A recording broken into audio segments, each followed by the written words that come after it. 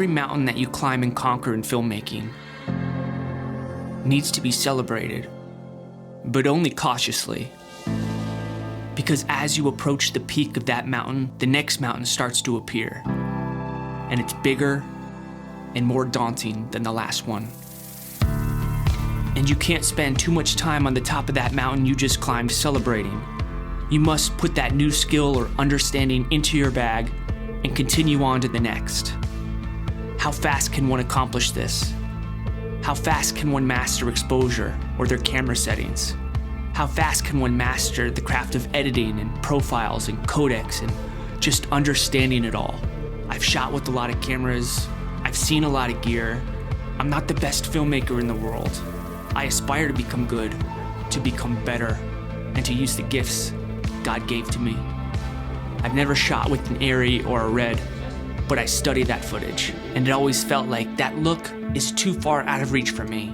That mountain is just too tall to climb. Until now.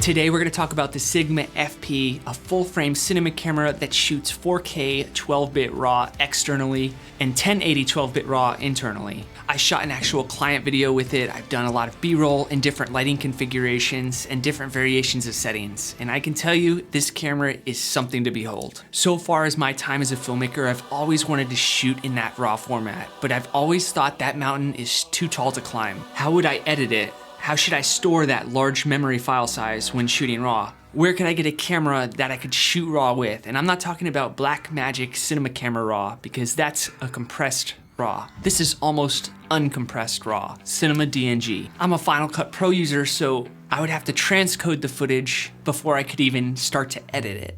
But I decided to practice what I preach, so I reached out to Sigma and asked them if I could borrow this camera just for a couple of weeks so I could test it out, shoot RAW with it, and see how great it is. Right when I started shooting with it, I instantly could see that cinema look and that dynamic range in the display compared to like a point and shoot or an APS-C camera. I'm still learning all of this myself, and I'm documenting my growth as a filmmaker by sharing it with you on this YouTube channel. And maybe that might help you out with wherever you're at on your filmmaking journey. Rather than go into all the technical specs about this camera, I prefer to just see what the picture looks like. I also like to compare it to other cameras that I have so that I can see how good the image quality is. Because a lot of times people will just throw a bunch of clips up on YouTube and you can see the footage from it, but we don't get a good compare and contrast. So I'm gonna make some other videos comparing the A7S III, the ZV-E10, and the ZV-1 to this camera, and try my best to get some cinematic footage so we can really have a good compare and contrast. But for this video, we're just gonna stick to the Sigmafp, and we're gonna take a look at how good the image quality is. The first day I had it, I went out and shot in 4K 12-bit RAW. I just wanted to dip my toe in to see what it was like, how it felt, how it looked, and what the editing and storage space looked like from a workflow perspective.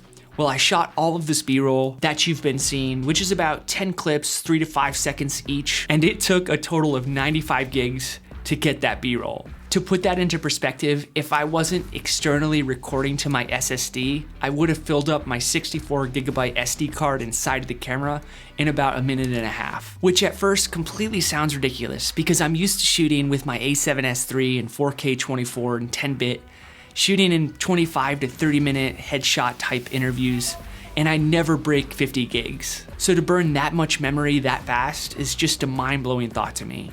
But if you stop and take a look at the footage and see how much room there really is to grade, it's pretty unbelievable. Well, that answers why whenever you see those big cinema rigs, they always have a bunch of SSDs on top. Because they record such a large amount of data, they would probably burn up the SD cards that we use in our cameras. Every frame inside of those clips is a raw image. So just like in photography, when you take a raw image and you bring it into Photoshop RAW, you have so much room to play with all of the colors, as opposed to a JPEG where your colors are just baked in. So I graded all of this footage to my taste, but you could really grade this in any way that you want. Compared to when we shoot on our DSLRs, The images are baked in, and we kind of just have to deal with the tone and the color of the image. So if I could just get a handle on that higher level of space required to shoot with this camera, then you can shoot some really high level productions. And it forces you to make sure that your framing and your lighting and your exposure is right before you press that record button, because once you press it, you know you're burning memory, which is great because then it forces you to be very intentional with every frame that you have. In fact, when I was shooting the A7S III and the ZV-1 and the ZV-E10 alongside this camera, I took 3 or 4 takes with those cameras, but this one was only 1 take, so I had to make sure everything was perfect before I pressed that button. And I thought, why don't I do that more often with my other cameras? It's funny how that works. It's like it forces you to become better. When I reached out to Sigma to ask them if I could borrow a camera, they said, sure, but you're also gonna need some lenses. So they sent me the Sigma 28 to 70mm f2.8 and the 35mm f2. And for the heck of it, they sent me the Sigma 45mm f2.8. After I burned through all of that memory, I decided to take a step back and start shooting in 1080 12-bit RAW internally. When it came to editing, I didn't see a big difference between the two, but the memory definitely took a breather. All the B-roll that you've seen up until now was shot on the 28 to 70mm. And then once I went out into the woods to get some nature B-roll, I put the 35mm f2.0 on. I put the camera on a slider to see that dynamic range and to see how the sensor takes that straight on sunshot. One thing to remember when shooting with cinema cameras is they are more geared towards making films. So they're not made for YouTube videos or vlogging. So the display that's on the back of the camera doesn't come out, it doesn't twist around or flip 180 or anything like that. So there were a couple times where this camera was on the slider and I had to really get down low to be able to see it. So in that case, I would put a cage on the Sigmafp and then an external monitor on the top that you can adjust back and forth. I also did some street shots with the same exact setup to see what those colors look like. The menu system on this thing is so easy to use compared to those Sony menu systems.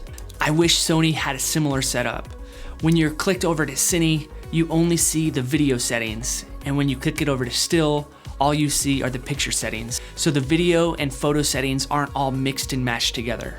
Technically speaking, the 12-bit 1080 footage that you're gonna get out of this camera is gonna be night and day difference from your Sony APS-C lineup like the ZV-E10. You might be asking, well, how did you edit the CinemaDNG files in Final Cut Pro? And the caveat is you have to buy a plugin, a transcoder, which is called Color Finale Transcoder. But in my opinion, I think you'd be better off getting a better editing software that can handle CinemaDNG files. Will I purchase this camera? Maybe, but I'm still a little bit concerned about where I'm gonna put all of that memory to get some of that super cinematic footage. However, if you're in the market to make some high-level productions or some documentary work, then I would definitely consider purchasing this camera. I'm now convinced of the whole just shoot with whatever camera you have that helps better tell your story. And before you go out and pick up any camera, learn the foundational things like lighting, exposure, and how to tell a story. This way, one day when you go and pick up your first cinema camera, you'll be well equipped with the knowledge that you need and the basic fundamentals. But what do I know?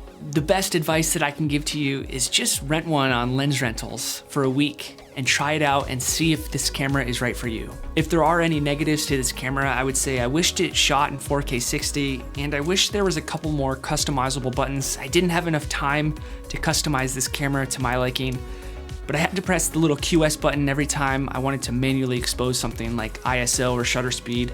And I'm sure you could probably do it on the outside of this camera, but I just didn't have enough time for it. There's just something about this little cinema camera that I want all of you to experience. I'm Joe, your filmmaking ally, and until the next week, have a nice video.